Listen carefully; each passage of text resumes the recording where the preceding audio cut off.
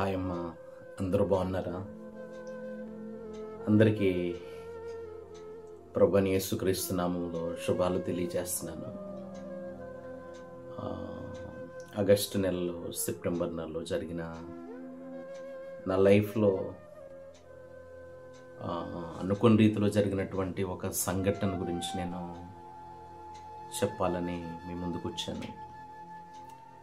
అసలు నేను ఊహించలేదు, నా లైఫ్లో ఇప్పుడు ఇలాంటి సిచ్యువేషన్ జరగలేదు. ఆగస్టు నెల 26వ తారీఖున మంగళవారం హౌస్ విజిటింగ్ అని చెప్పేసి చిన్నదొడ్డుగుంట వెళ్ళాను.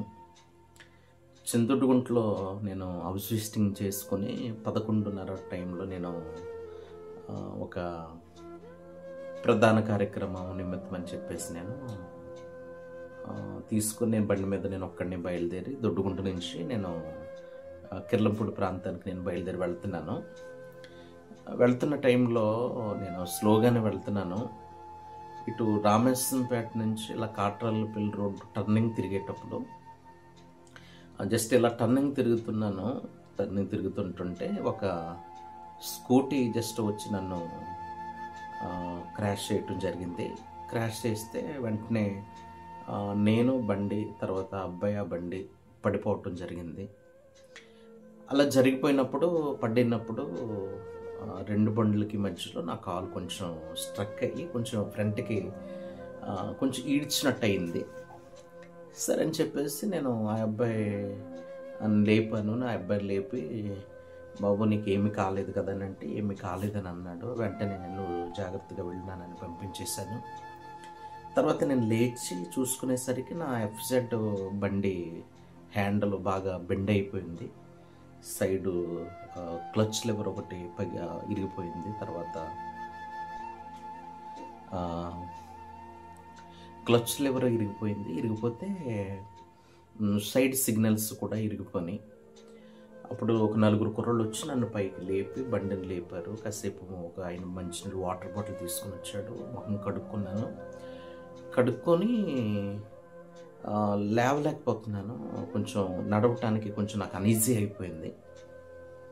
ఏంటి ఇలా అనీజీ అయిపోయింది, ఏంటి కాలు ఏమైనా అయిందా ఏంటి అంటే, ఒంటి మీద ఎక్కడ చిన్న స్క్రాచ్లు కానీ చిన్న బ్లడ్ ఎక్కడ కూడా కనిపించట్లేదు, అంత బాగానే ఉంది. సరే అని చెప్పేసి నాకు మొహం గట్ట కడిగారు, మంచినీళ్ళు ఇచ్చారు, నన్ను కొంచెం సైడ్ కూర్చోబెట్టారు. అందరూ వెళ్ళిపోయారు, నేను ఒక్కడనే ఉన్నాను. బండి స్టాండ్ చేసి ఉంది.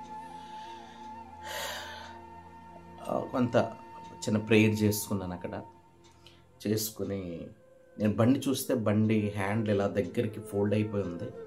అప్పుడు నేను ఏం చేశానంటే హ్యాండిల్ని ఇలా హ్యాండ్ తోటి ఇలా గుద్ది హ్యాండిల్ కొంచెం ఇలా వచ్చేలా చేసుకొని వెంటనే బండి ఎక్కేసి ఇంకా ప్రధానానికి వెళ్ళకుండా వాళ్ళకి చెప్పాను, అమ్మ నేను రావట్లేదని చెప్పేస్తున్నాను అనేసి నేను మరలా ఇంటికి వెంటనే రిటర్న్ అయిపోయాను.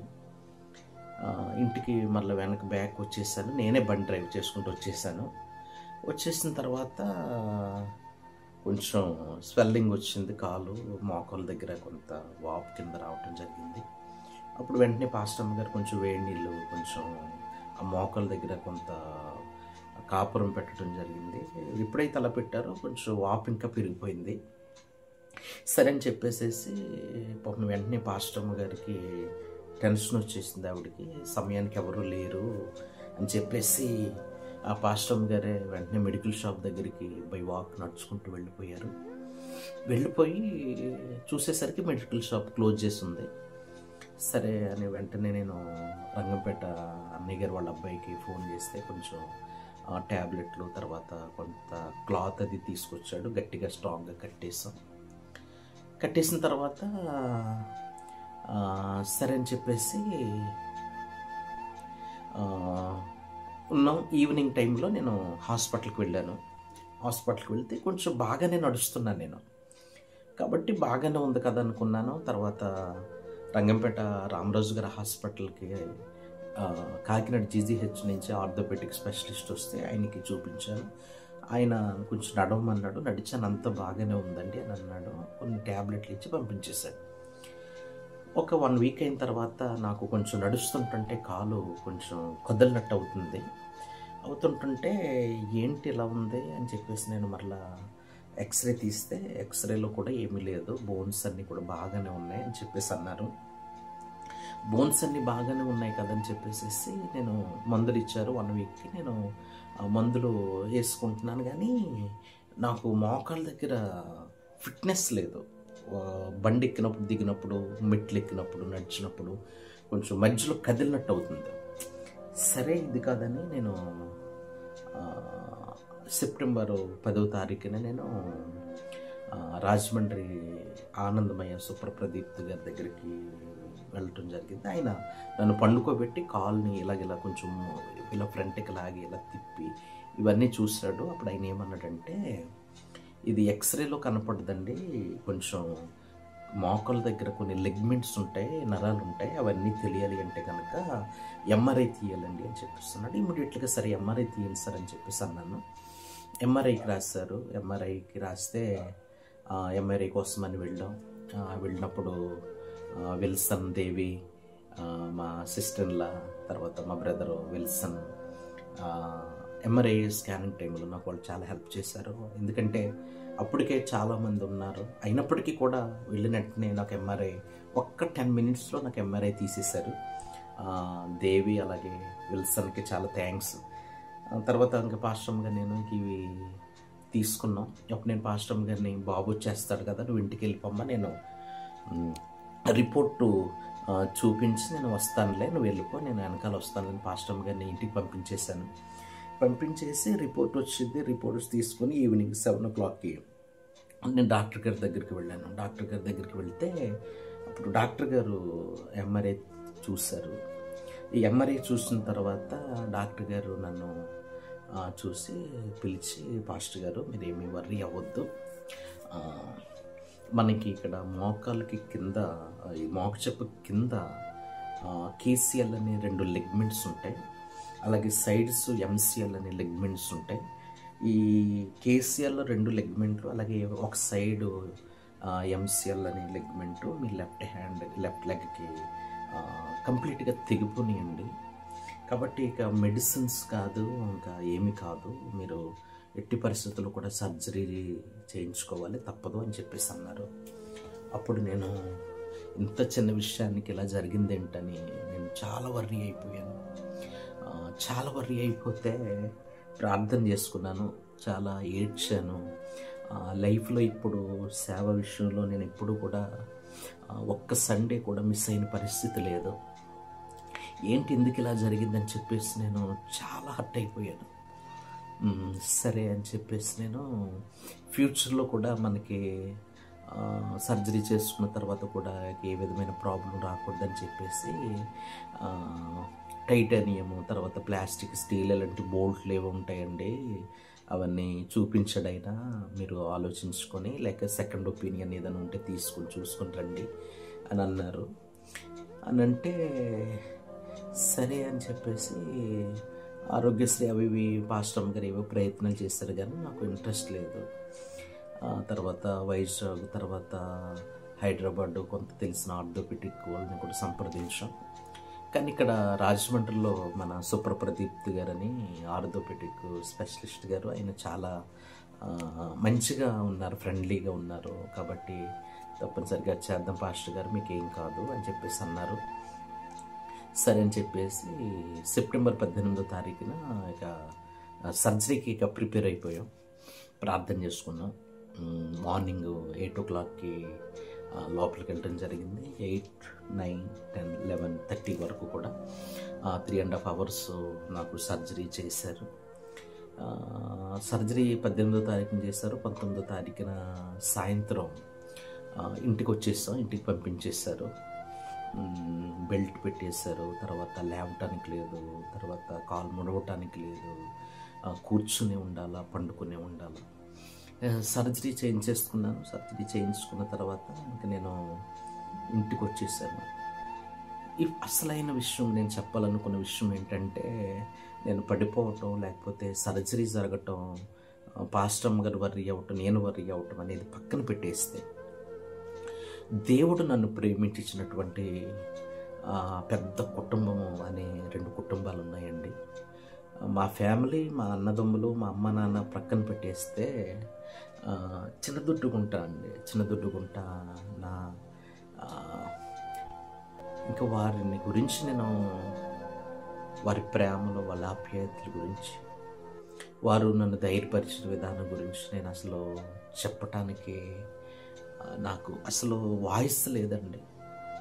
నన్ను ప్రేమించే వాళ్ళు ఎంతమంది ఉన్నారా, నన్ను అభిమానించే వాళ్ళు ఎంతమంది ఉన్నారా, నా గురించి చింతించే వాళ్ళు ఎంతమంది ఉన్నారా, నన్ను ఓదార్చే వాళ్ళు ఎంతమంది ఉన్నారా అని నేను మంచం మీద ఉన్నప్పుడు నాకు అర్థమైందండి. ఆ తర్వాత రాజపల్లి అండి. రాజపల్లిలో నిజానికి చాలా దూరం అండి, 60 కిలోమీటర్ల దూరం. ఆటోలు కట్టించుకొని బళ్ళు మీద వారు వచ్చి నన్ను ఆదరించి వారు షేర్ చేశారండి లవ్.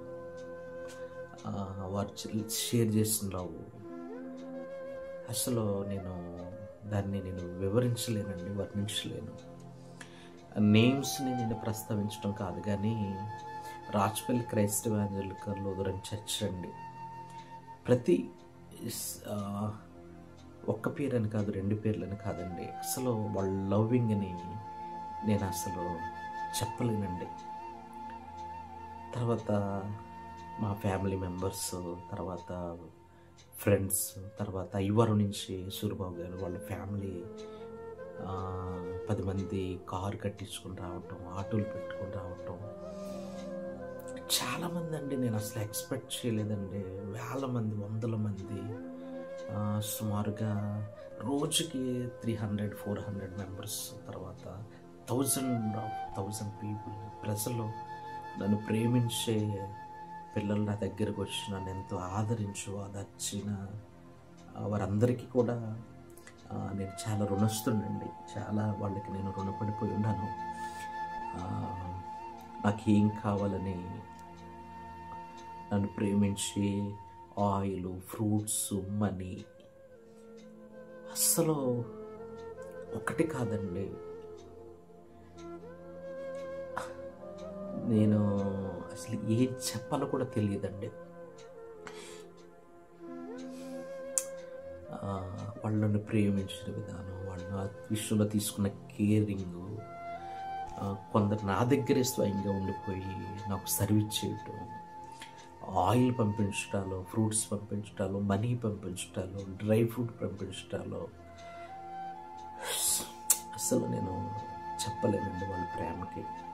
పాస్టర్ గారు రాత్రి అనకుండా, పగలనకుండా ఇక్కడ నా పని చూడటం, వచ్చిన వారిని చూడటం, ఇంటి పని చూసుకోవటం, తర్వాత రాజపల్లి చర్చ్లోకి వెళ్ళి అక్కడ పరిచర్య చేయటం. పాస్టర్ గారి యొక్క పనినైతే కనుక నేను అసలు మాటలతో వర్ణించలేనండి. ఆవిడ సాక్రిఫైస్. నేను పడుకుని మంచం మీద నుంచి పడుకుని లేవలేకపోతుంటే సమస్తం ఆవిడేనండి.